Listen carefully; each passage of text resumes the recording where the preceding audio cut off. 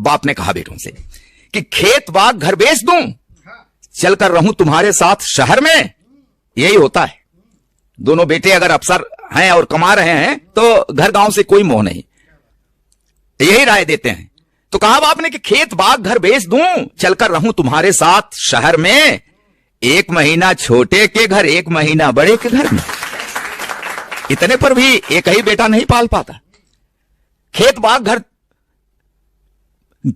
घर बेच दूं, चलकर रहूं तुम्हारे साथ शहर में, 1 महीना छोटे के घर 1 महीना बड़े के घर में।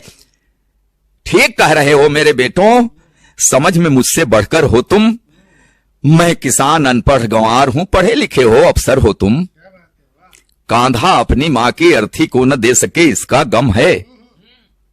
नहीं आए थे उस दिन जिस दिन मां का देहांत हुआ। कांधा, सत्य घटना का वर्णन कर रहा हूं मित्रों। कांधा अपनी मां की अर्थी को न दे सके इसका गम है, लेकिन 13वीं पर आए ये एहसान क्या मुझ पर कम है।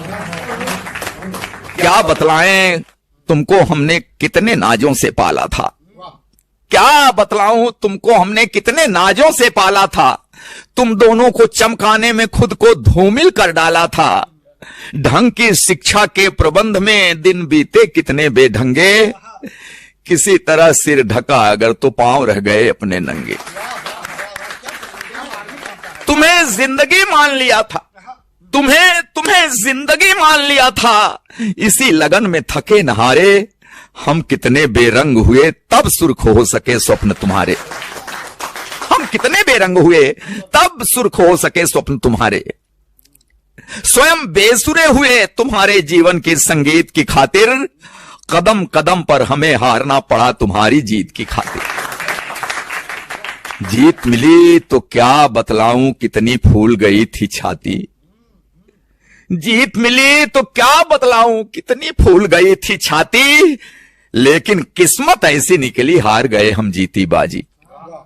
3 महीने तक मां तड़पी, तड़प तड़प कर देखी रास्ता, मगर न आए उसके बेटे। एक व्यस्त दूजा भी व्यस्त था।